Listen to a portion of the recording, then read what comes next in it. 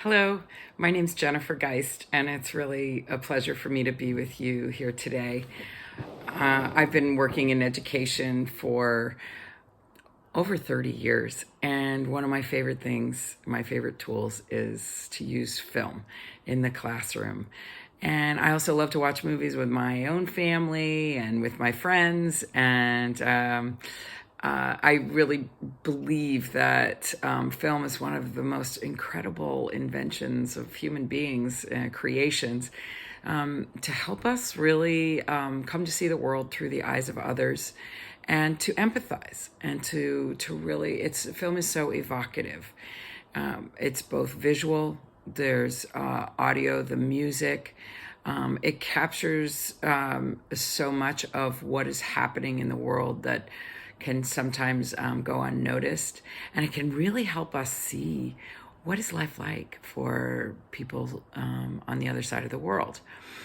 So, especially when I'm working with students who have never had or may never have the opportunity to travel, film just is an incredible eye-opening experience.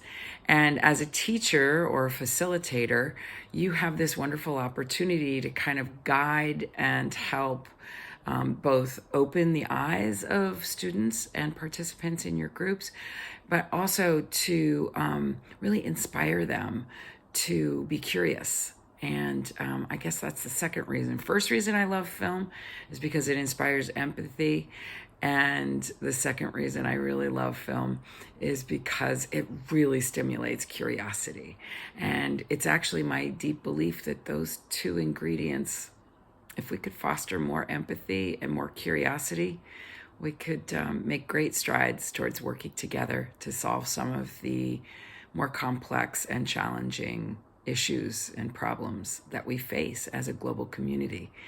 So in that regard, I also believe film is a wonderful tool in the toolbox of a global educator. If you are invested in education, to build a global citizenship in order to tackle the world's most challenging problems, film is a key. It's a really important tool. So, as we talk today, I'm going to show you a couple of things that I've developed over the years to use in the classroom. I have sort of a learning process that I'd like to introduce you to, and it's a process that I believe takes into consideration a lot of the cognitive as well as the emotional and behavioral challenges and needs that our students have in order to become global citizens. And these are actually well articulated in the GCED description of indicators of global citizenship. So as we can see here in this document, the three categories are behavioral, cognitive, and emotional. So I believe I have some tools that I can share with you that are really kind of easy to use. And I'm sure that once you use them once or twice, you will make them your own. You'll find ways to make them work even better for you and your students.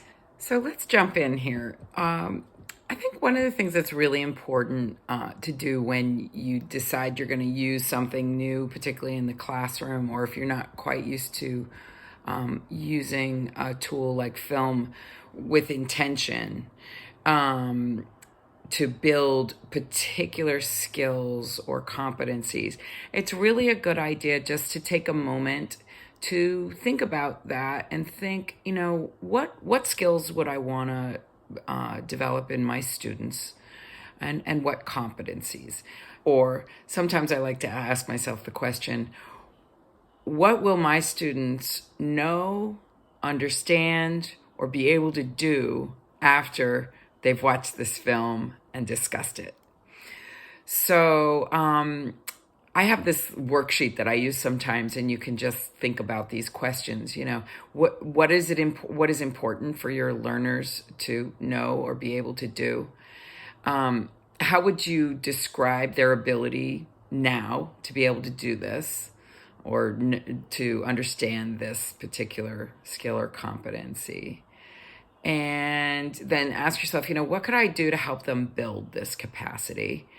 And how would I measure what would it look like if they were successful, or if they gained increased skills or increased competencies in this area? How would I know it? And then I also like to ask myself, okay, what's going to be hard about this? So let's take an example with watching films and discussing them. A lot of teachers have told me, and I've had this experience myself, that students have a hard time discussing. They don't really know how to get into a dialogue, and it's a great skill to have.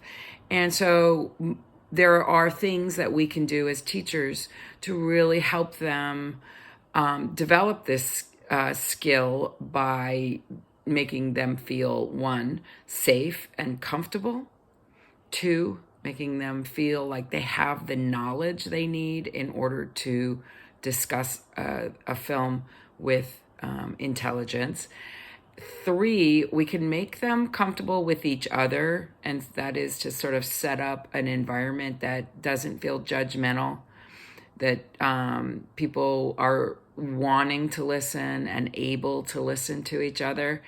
I think one of the other pieces is to sort of slowly build the skill over time, especially if your students are not used to it and don't know how to do it. And so you do little bits, just take little incremental pieces at a time of how to get into dialogue and to reveal their own emotions around a film, their thoughts. What did it make them think about? What did they wonder about? What questions arose for them? And then, of course, what curiosities do they have, and what would they like to know more about? So this is the way I kind of think about when I say, okay, we're studying climate change. I really like this particular film called, say, I'll use an example from SEMA, Out of Plastic. And so when they watch this film, what are some of the skills I could help them develop as they listen to this film and watch this film? And then I just sort of make a list of those things, and it serves as a guide for me. Answer these questions, and it serves as sort of a guide as you develop your approach to using the film. So, as promised, I do have a way that I talk about the learning process, and I was trained in project-based learning, so that sort of forms the basis for how I think about creating a learning experience for students.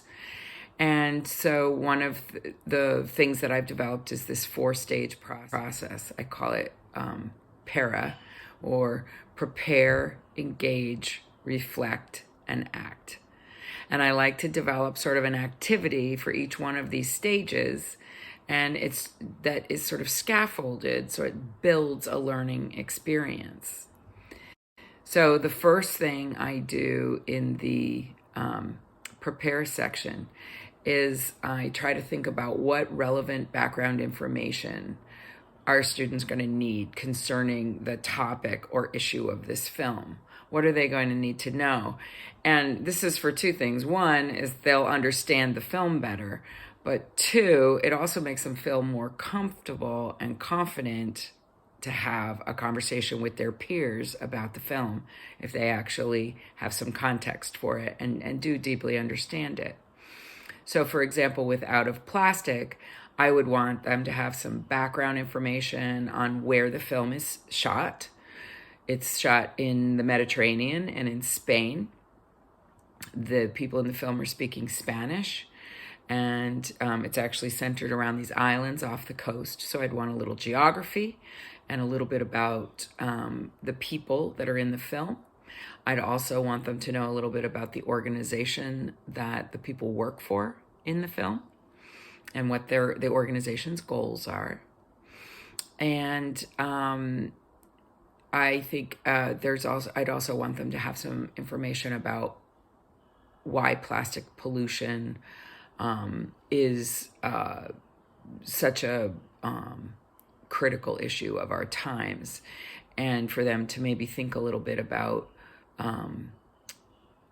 how much plastic they use, what's the role of plastic in their own lives.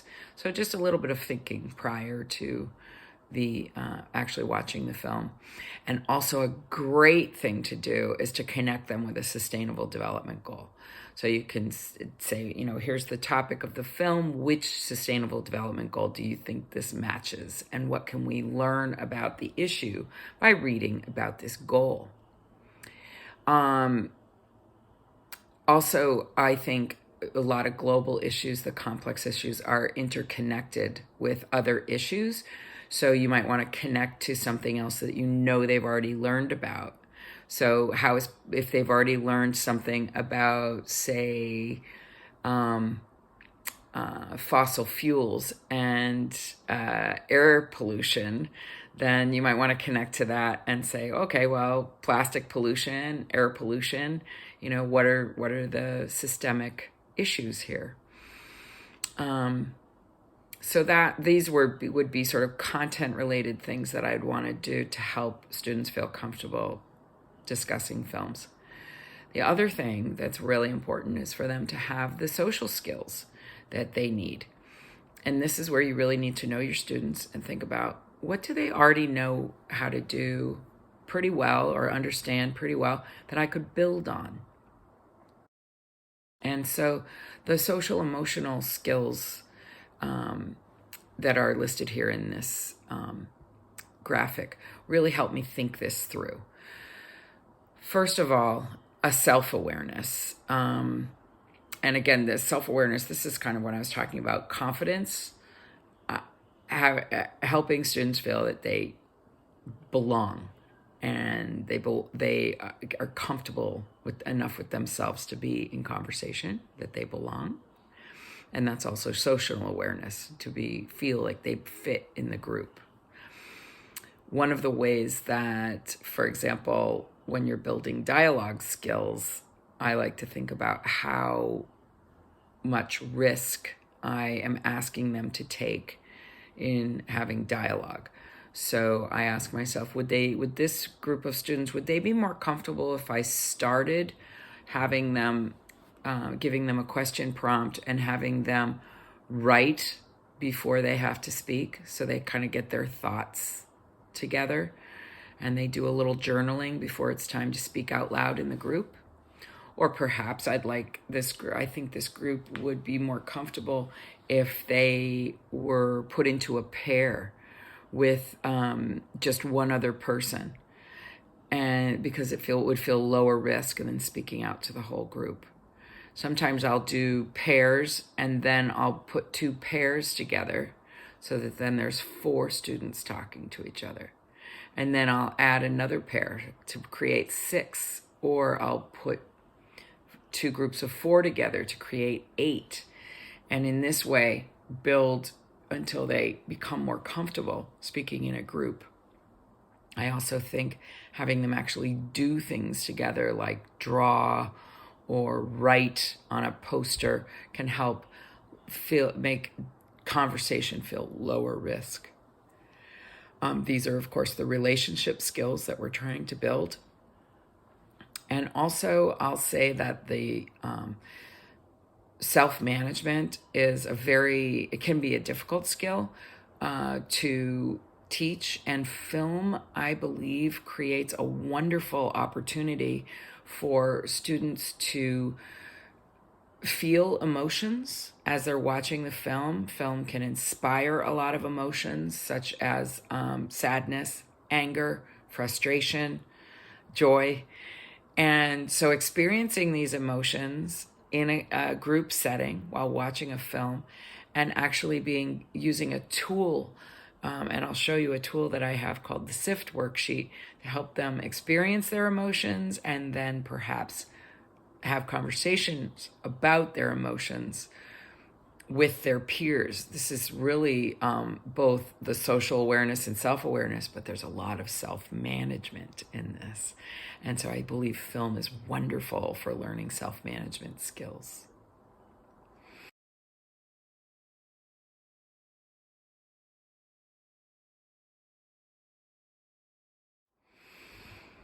I'd like to show you the SIFT worksheet. This is something that I have used over and over and over again. I've given it to many teachers who all tell me, yes, this is a great worksheet. So it's very simple. You have these 5 columns, and in the first column, students can write the scene, just sort of make some notes about what am I looking at. I'm looking at the fish swimming in the ocean and plastic floating around them. I'm looking at the boat going through the water and the pollution coming out the back of the boat. I'm looking at a man crying because he's upset about what's happening to his natural environment. So they just would make a note of the scene and then quick capture what's the emotion I feel. I see this man crying. I'm feeling sort of tightness in my chest. I have a physical sensation. And then the image, the close-up of the man's face and the worry. Make a note of that image. The feelings, I feel uncomfortable, I feel sad, I feel a little put off by this man, and what are the thoughts I'm having? I'm thinking, oh, wow, this issue is important enough that even a man is crying about it. So this would be a way to record all of that went through your mind. And if you think about watching a documentary film, there will be 3, 4, 5 different scenes that students will have a physical, a visual, an emotional, and a cognitive reaction to. You want them to jot those down, write them down. And that gives them something to help them remember and share and compare what was their social, emotional response to the film. So that's a wonderful tool. It's called the SIFT worksheet. The other thing I like to do, a tool that I like to use, you may have heard of this already, is called the KWL chart. And again, graphic organizers can be great. When you're setting up students to watch a film, you might want to find out from them, what do they already know about this topic, this geographic region, this character, and find out what is the knowledge in the room, what's the collective knowledge, and it also gives you some information about what you might want to share with them or have them research before watching the film. What are the gaps in their knowledge? The second column is what do they want to know, or what else do they want to learn? This captures that curiosity. The W can also stand for wonder. What do they wonder? This column is such in my teaching methods, such an important column, because not only have I now figured out what I think they need to know, what additional knowledge they need to have in order to understand this film, but I get in this second column a window into where does their curiosity lie? What do they wonder about? And for me, that's where I want to get in. That's where I want to start probing with questions and inspiring them to do research and to talk to people about it and talk to each other about it. And that's where really good, deep learning can happen. And I'll say that I love the KWL chart, both for those 2 reasons, but also after you've watched the film, when you are reflecting on the learning, it's wonderful to return to this chart and look and see, well, okay, what did we know? What did we want to know? And then finally, what did we learn? And did we learn what we wanted to learn? Should we go out and try to learn some more? Or did we learn something that surprised us that we didn't expect to learn or that we didn't realize we were curious about? And this just actually promotes a lot more ownership of their own learning, both as individuals and also as a group.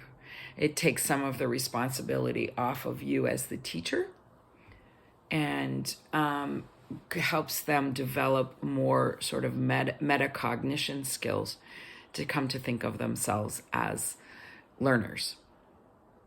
So the KWL is a great tool to use as you are preparing students to watch a film.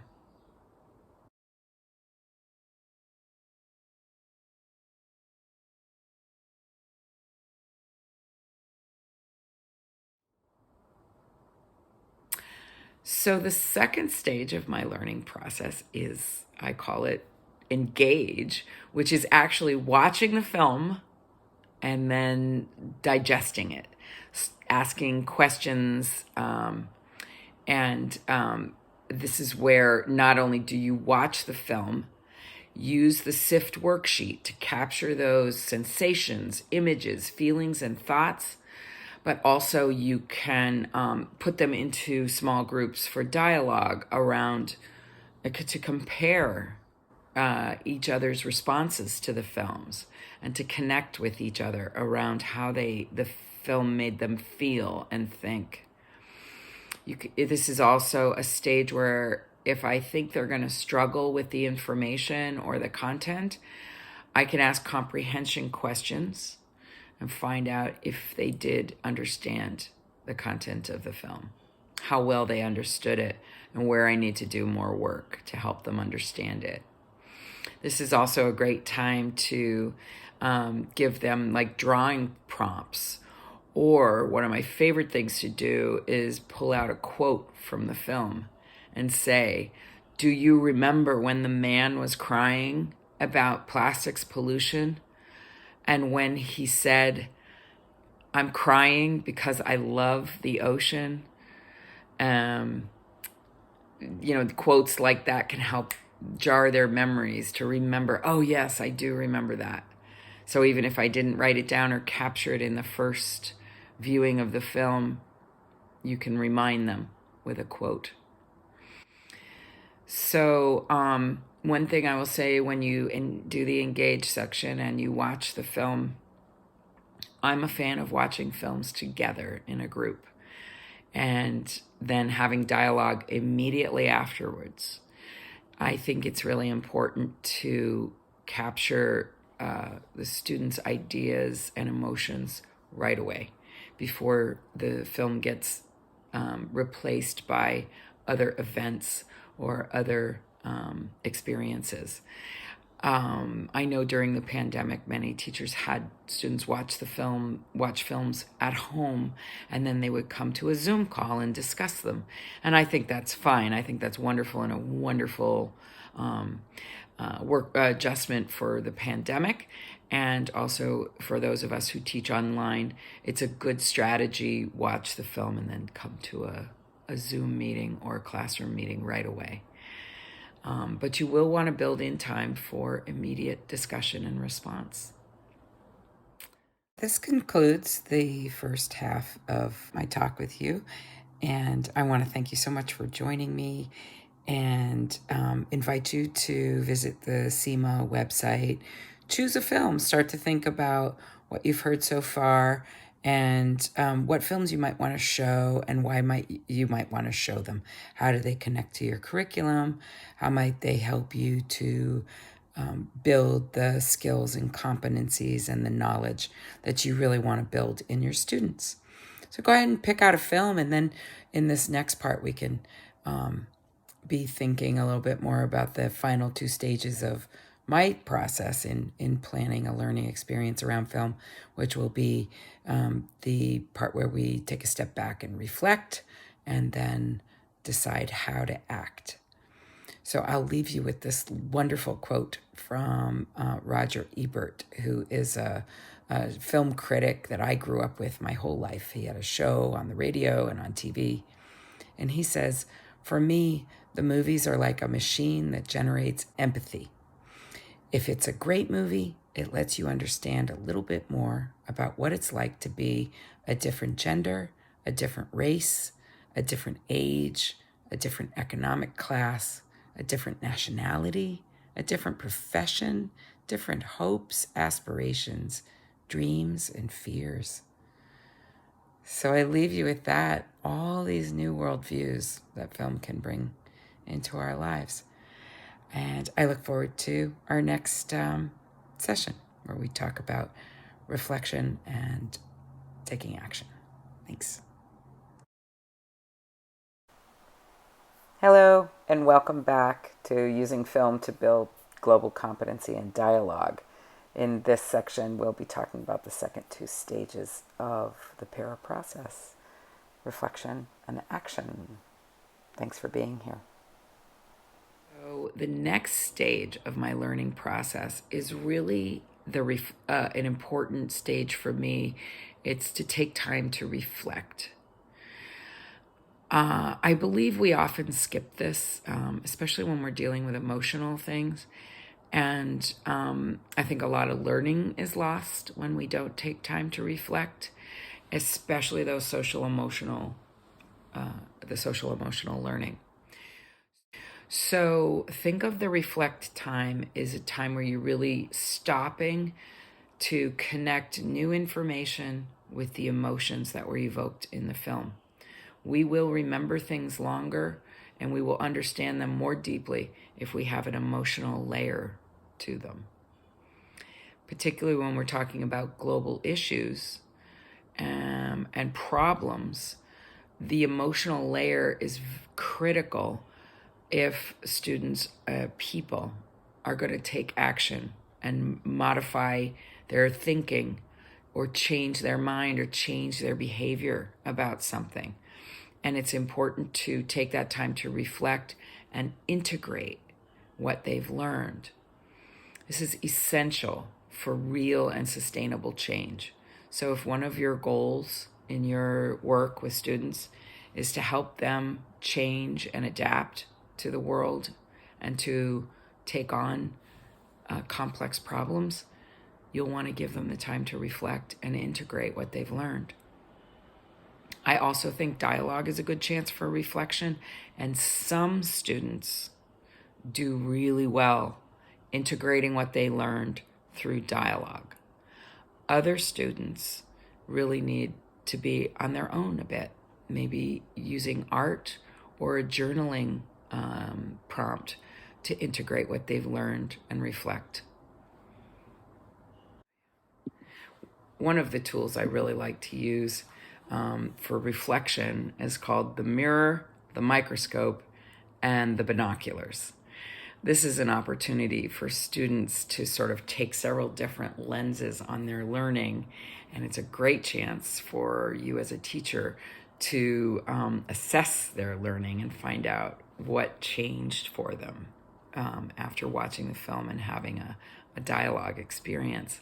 So the first part of the reflection is the mirror. What have we learned about ourselves, or what have you learned about yourself after watching this film and having this dialogue?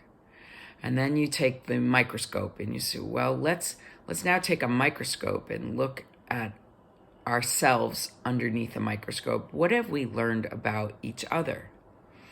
And this can be very revealing, especially if students felt comfortable and able to really reflect deeply right in front of each other and to share what they really thought and felt. And then the binoculars are to sort of take a bigger view and say, and what have we learned about the issue? And of course, there's a lot of the cognitive learning in that, but also how do we see the issue differently now that we have had this learning experience together?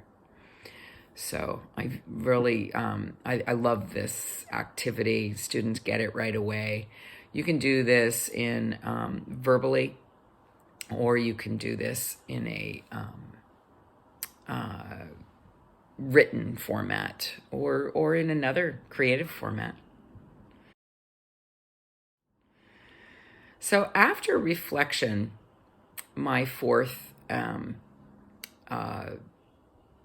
stage of learning is act. So it's prepare, engage, reflect, and act. And I really like to emphasize that a lot of times, particularly when we're talking about global problems, we move to the act phase very quickly without taking time to really deeply engage with the issue and to discuss it with each other, to engage with our emotions around it, as well as to reflect and integrate what we've learned well before we just start moving to action.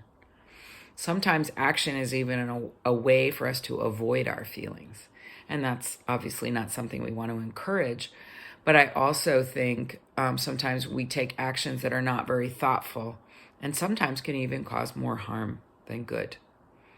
Or we can do something, sometimes, particularly school projects that are service learning projects, you leap to an action that's actually kind of superficial and miss some of the deeper learning. I'll take plastic pollution as an example. You could watch that film and say, oh, this is terrible. There's so much plastic in the ocean. Let's go clean up the beach. And then you're done. And sometimes that learning sticks. But if you don't take some time to really think about, well, where does this plastic come from? And will there be more plastic on the beach tomorrow? Maybe we need to think about how we use plastic and single-use plastic. Maybe we actually, cleaning up the beach is good, but changing our behavior and the amount of plastic that we use is better. So this is where I think it's important to really take some time to dig into the issues. So in this final phase, I also think taking some kind of action is important for integrating learning, making it stick. So I don't, as I was sort of saying, I don't think requiring action is necessarily a good thing, but I do think that encouraging it and empowering for action is a good thing. And remember, positive change starts with each one of us. So they don't necessarily have to go out and do something big in the world yet. They might just want to do something that starts with themselves and do something like write a personal contract with themselves that says, I'm going to change. I'm going to start using a metal water container, and I'm not going to use plastic water bottles anymore. That would be a change that would make a difference. So sometimes when I think about change, I also like to think about it in three categories. There's awareness. Some change, you can make change by raising awareness with others. And this could be, students could do posters or social media or some kind of skit performed before their class or something to raise awareness. Advocacy is when we go and we try to get a policy change or we change the way something's done. So maybe an advocacy project around plastic would be to go to the school principal and ask that plastic bottles be eliminated from the school cafeteria and suggesting a way to replace plastic bottles with another option. That would be an advocacy campaign combined with an action, which is actually coming up with a solution that everyone can practice. And this is how we make a difference. This is how ultimately really important change happens. So one more thing I'll say about action, it has to be meaningful to the students. And generally, if it's their own idea, it will be more meaningful to them. Piece of advice there. That's sort of my framework for using film. I like to prepare students with enough information and background information and basic understanding of the issue or topic in a documentary or film. And also, again, to create the safety in the learning environment so that they will be able to discuss the film with their peers. The second thing I like to do is when they engage with the film, I like to give them some kind of a tool, such as the SIFT worksheet, so they can record their thinking and their feeling as they watch the film. The third thing in the reflection piece, I like to really take time to deeply reflect on a film. And then finally, take some action. Allow the film to change you. Allow it to change the way you behave and the way you think about issues in the world and our ability to work together, to collaborate, to actually make positive change. I'd like to say something about the SEMA films, the Social Impact Media Awards films. I'm very familiar with these films. I've been working with them for several years now. I think SEMA is the best collection of educational films I've ever seen. One of the things I love about them is that they come from such a diverse filmmakers. The backgrounds of the filmmakers are so different. And we really get to see this window into other cultures that is authentic. And it is the intention behind these films is for them to be real and based on a truth that doesn't have an agenda as much as it has a desire to help others see the truth of another. So I really encourage you to explore all of the SEMA films and think about how you might want to use them. And also to explore on SEMA the film guides and the lesson plans that have been very carefully developed to help you work through the films. And I'm going to create an additional video to talk a little bit about the film guides and to help you, and the lesson plans, to help you think about how you're going to use the films in your classroom. So with that, I thank you very much for joining me today and for your interest in film. And I just hope you have a wonderful time with this amazing learning tool. Thank you. Hi, here we are with the amazing SEMA Academy. And I just wanted to take a minute to point out to you that there's just so many ways that you can use this website. One thing that they do beautifully is spotlight very particular types of films. You can see here Indigenous Wisdom is being spotlighted this month. But if we scroll down here, you can see there's also you can curate your own list. I have several films that I like. Out of Plastic, which I've been talking about, is one of my favorite films. And if you go here, you can see that APCEIU has also, UNESCO has curated 12 videos. There's some excellent films in there. As I mentioned already, connecting to the Sustainable Development Goals is a really important way to help students see the global connections of these films and understand the interconnectedness of our world. And so if you are studying one of these topics, for example, this is a wonderful way to really expand on the topic and search and say, wow, what would be one of these films that might help me really expand on the topic and evoke more understanding and emotion around the topic. I also think that it's important for students to understand what are the targets of the Sustainable Development Goals and how does this film address some of the targets. So, for example, good health and well-being, one of the targets has to do with mental health. And it so happens there are several films in here that are specific about mental health. And now we're here on the lesson plans page. And this is a part of the website that I'm particularly fond of. You can see here that the first lesson plan is pertaining to the CIMA challenge. It's the sort of a self-guided lesson plan for students who want to take the challenge of making digital media related to the Sustainable Development Goals.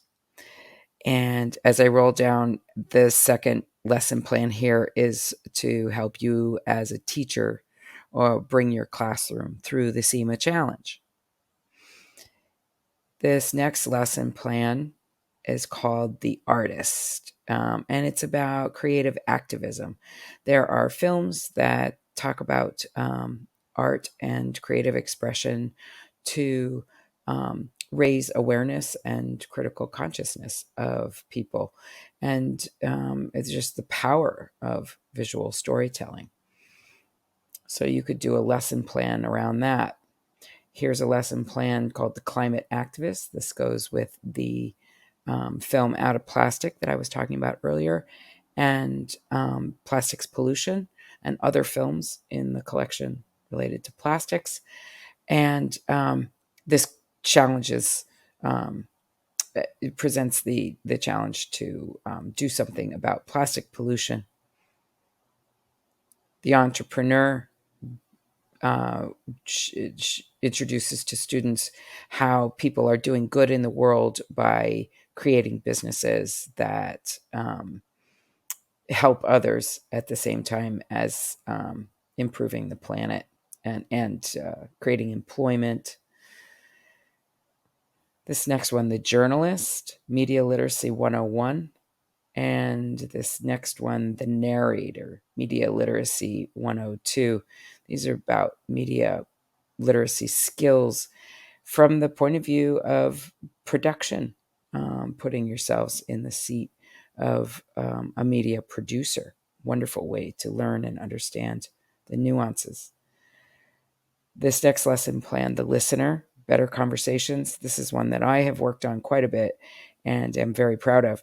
And it really dives into the social emotional learning as well as systems thinking and the social emotional skills necessary to engage with lots of different diverse perspectives in order to deeply understand systemic problems and to come to conclusive solutions pertaining to those problems. And this is a wonderful, the VR 360 producer is actually in partnership and guides teachers to help students make VR, virtual reality films. So this is just one of as I said, my favorite parts of CIMA, because these resources are here for teachers to use them directly, grab ideas from different lesson plans and mash them up into a blend that meets your needs. You can do all or part of these lesson plans. And it also connects to lots of other really interesting resources related to the films. And so I highly recommend that you spend some time looking through these lesson plans and seeing how they're structured as well. They do follow sort of a project-based learning or para type of format in which you sort of build on the skills of the previous lesson, sort of walk with your students through a whole process of using the film to deeply understand and then take action on what you've learned. So thank you so much for again, for using film in your classroom, for bringing this wonderful resource to your students.